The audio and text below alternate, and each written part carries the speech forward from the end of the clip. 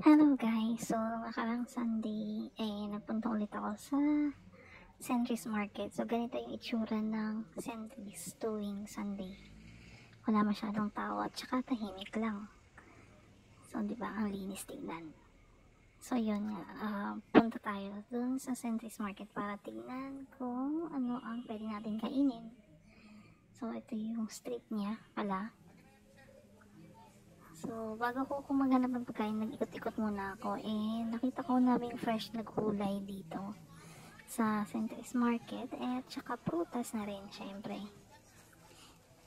And meron dun part na may mga tindang meat at saka yung fish. Ayan, dried fish. Ang sarap. Yan, diba? Daming saging, may dragon fruit. Iba-ibang klase. Ito yung mga mushrooms yan. Mushrooms. Iba't ibang klase ng mushrooms. Yan. Mga relleno yung part na yan. So yun, yung part na yan. Hindi ko na yung pinuntahan kasi nga ano na siya. Yung mga pork, ganon. Baka mag-amay palengke tayo pag pinuntahan natin yan. Ayun, nag-ikot-ikot lang ako sandali. Para makita kung ano-ano yung mga iba-ibang tinda. So, para din lang talaga siyang palengke. Yan. Pasensya na medyo malikot yung camera ko. Kasi medyo mabilis yata yung paglalakad ko niyang time na yan. Tapos, ayan siya. Diba?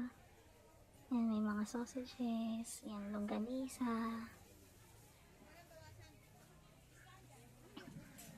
Yan. Cherry yata yung isa na yun.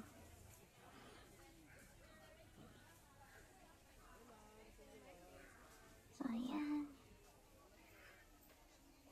Ayan, may mga inihaw-ihaw din, ganyan.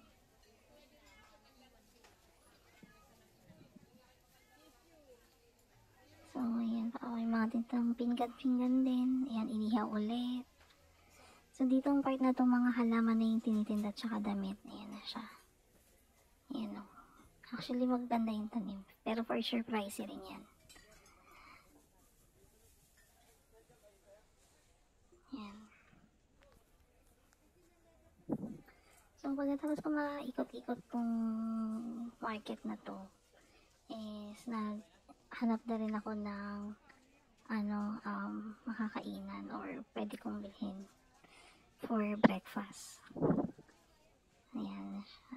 Ayan. Ito na yung mga part na ayan, yung mga lutong ulam na dito dyan. Pwedeng bilhin yan. Mga lutong bahay, may mga dinuguan, sisig, ganon. Ibang klase ng lutong ulam. Yan, lengua. Hindi ako kumakain ng lengua. Pero sabi nila masarap. Yan, yung mga kakanin. Meron din sila dyan.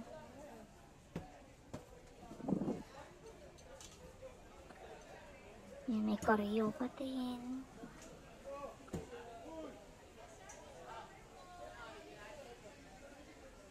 So basically, halos pare-pareho lang din sila naman ng tinitinda.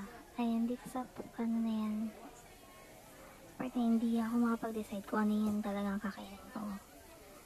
May chicharon pa ako.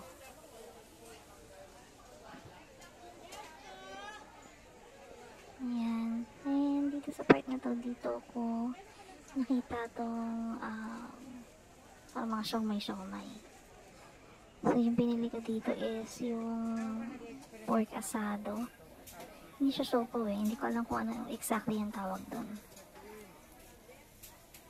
So worth, magkano ba yun? Mga 130 yata. 3 piraso. Nakalimutan kong kunin kung ano yung name ng store na to. Yan. Ayan yung mga tinda nila. At ayan, yan yung binili ko na 3 piraso naman. Pero malaki siya in fairness. Hindi ko naman yan inubos lahat. Inuwi ko yung 2 piraso dito sa bahay.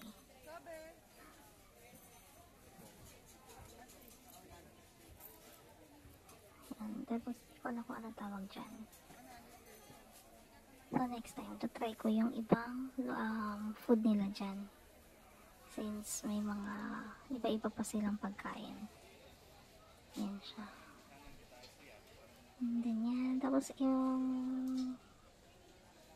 show long.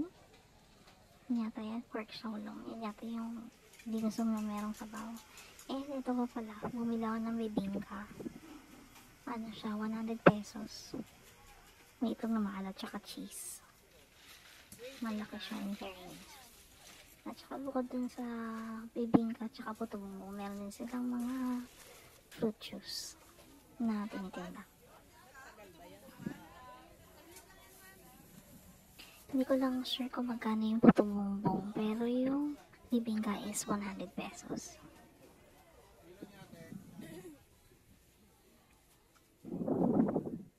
So, yan siya.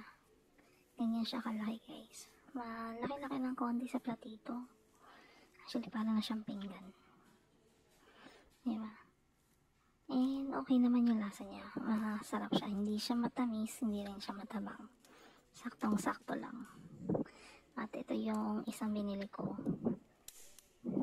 na sabi, asado. Yung ano niya. Pero nakalimutan ko talaga yung exact ano niya, name nung pagkain na yan. Wala lang ako tripod. Napatong lang sa bag ko yung ano. Actually, yung cellphone ko.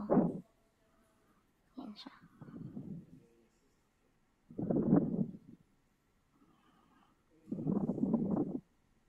Yan. Wala akong pinggan, guys. So, tissue lang yan.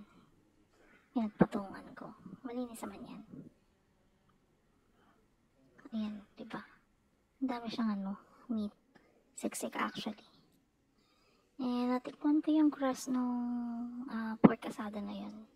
Masarap siya, ano lang, saktong-sakto. Tsaka, hindi siya mamantika. Hindi ko alam kung binake ba nila yan or prinito.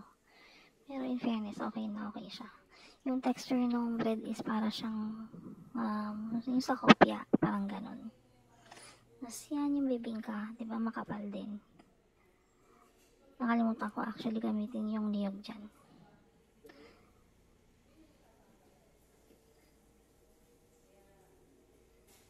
So, yan. Special bibingka. Yung tawag nila dito kasi nga may itlog na maalat at saka cheese. So, yan yung itsura ng asado. Ito yung bibingka. Yun lang.